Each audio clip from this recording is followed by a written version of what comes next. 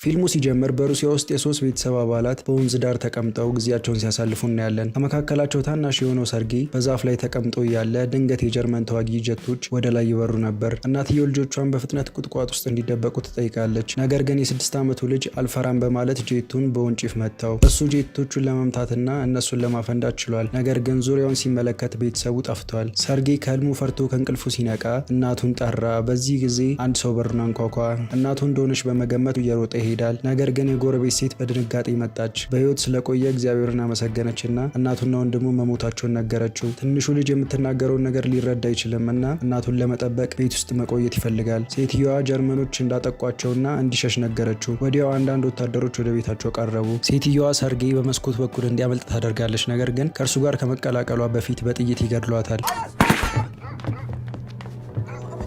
ትንሹ የ6 ዓመት ልጅ አሁን ብቻውን ነው። ቤተሰብና ጓደኞች የሉትም። ሰርጌ ከቤት እየሸሸ ሲሄድ መላ ሰፈር ከኋላው ሲቃጠል ያያል። ለጥቂት ጊዜ ከሮጠ በኋላ በጫካው መካከል ይቆማል። ምሽቱን በጫካ ውስጥ ያሳልፋል። በማግስቱም ጠዋት የጠላቶቹ ወታደሮች ወደ መንገድ ሲጠጉ ከወንዟ ሲጠጣ እናየዋለን። ሰርጌ አደገኛ መሆናቸውን ስለሚያውቅ ከዛፎቹ ስር በፍጥነት ይደበቃል። እባብ በአቅራቢያው ሲመጣ ይደነግጣል። ነገር ግን ምንም ቃል አይናገርም ወይም አይሸሽም። ምክንያቱም ሰርጌ ከእባቡ ይልቅ ወታደሮች ያስፈሩታል። ወታደሮቹ በወንዙ ዳር በልተው ሄዱ። ሰርጌ የተረፈውን ምግብ ወስዶ ሌሊቱን በላ። ይሁን እንጂ በቀኑ መገባደጃ ላይ ትንሹ ልጅ ተዳክሟል። በ2 ቀናት ውስጥ ትክክለኛ ምግብ አልበላም እና ምንም መዳረሻ ሳይኖረው በእግሩ ይጓዛል። እየደከመ ይወድቃል፣ ነገር ግን መራመድ አያቆምም። ከጥቂት ጊዜ በኋላ ራሱን ስቶ ይወድቃል። ተኝቶ ሳለ 2 ወታደሮች ወደሱ ቀረቡ። ወታደሮቹ የሱ ወገኖች እንደሆኑ ይነግሩታል። ትንሹ ልጅ በጣም ይደሰታል። ከዛም ወታደሮቹ ውሃ እንዲጠጣና እንዲመገብ ያደርጋሉ። ካቲያ የተባለች ነርስ የሰርጌን ቁስሎች ታሽግለታለች። ልጁም ሲያድግ ወታደር መሆን ስለሚፈልግ ቁስሉ ላይ ታንክ እንድትስልለት ይጠይቃታል። ሰርጌ በአዛዡ ሽጉጥና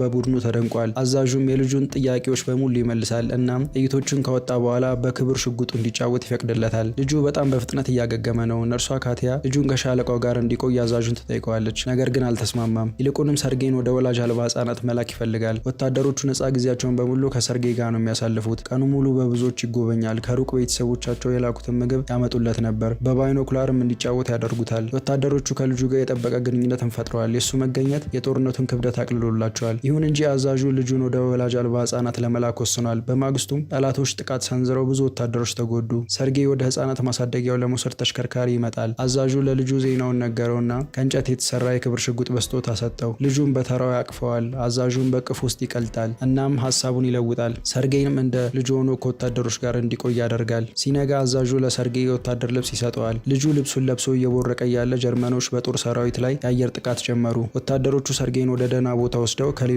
ጋር ተዋጉ። ሰርጌ ራሱን ጠቃሚ ለማድረግ ይፈልጋል። ስለዚህ ለተጠሙ ወታደሮች ውሃ ያመጣል። በሚቀጥለው ትዕይንት ካቲያና አዛዡ ሲነጋገሩ እናያለን። ሁለቱም እርስ በርስ የሚዋደዱ ይመስላል፣ ነገር ግን ስሜታቸውን አይናዘዙም። በማግስቱ ሰርጌ አዛዡ ስራ እንዲሰጠው ይጠይቃል። እናም ደብዳቤዎቹን ለወታደር እንዲያከፋፍል ያዘዋል። ስራውንም በብቃት ያጠናቀቃል። በሚቀጥለው ቀን ሰርጌ በባይኖኩላር ሲጫወት ከርቀት የአንድ ሰው እግር ከሳር ውስጥ ሲንቀሳቀስ አየ። ወደ ሻለቃው በፍጥነት ሄደና ስላየው ነገር ይናገራል። ወታደሮቹም ከልጁ ጋር ወደ ቦታው ሄደው ሲያዩ 2 ጀርመናዊ ሰላዮች ተደብቀው ያያሉ። ከዛም ሰላዮቹን በቁጥጥር ስር ያውሏቸዋል። ህፃኑን በአስተዋይነቱ ይወደሳል። በዚያም ምሽት አዛዡ ሰርጌን ለማደጎ ህጋዊ ወረቀቶችን በማሳየት በይፋ የልጁ አባት ይሆናል። ብዙም ሳይቆይ በድጋሚ ጀርመኖች ጥቃት ይፈጽማሉ። በድንገት ከኮሎኔሉ ጋር ያለው የስልክ ግንኙነት ይቋረጣል። የተበላሹትን ገመዶች ለመጠገን አንድ ወታደር ይላካል። ሰርጌም ወታደሩን ተከትሎ ይሄዳል። ወታደሩ ገመዶቹን ሳያስተካከል ከባድ አደጋ ይደርስበታል። ልጁ እየሞተ ያለውን ወታደር ገመዶቹን እንዴት ማስተካከል እንደሚችል ይጠይቅና ራሱ ያስተካክላል። እናም የስልክ ግንኙነቱ በመስተካከሉ ጭማሪ ኃይል ለማግኘት ስላገዛቸው ድል ይጎናጸፋሉ። የ6 ዓመቱ ልጅም የሁሉንም ሰው ህይወት ያድናል። በመጨረሻም ወደ ሌላኛው ጣቢያ ሲሄዱ የአዛዡን መሪ ጀነራል ያገኙታል። ጀነራሉም ለሙሉ ቡድኑ ሰርጌን ጨምሮ ሽልማት ያበረክትላቸዋል።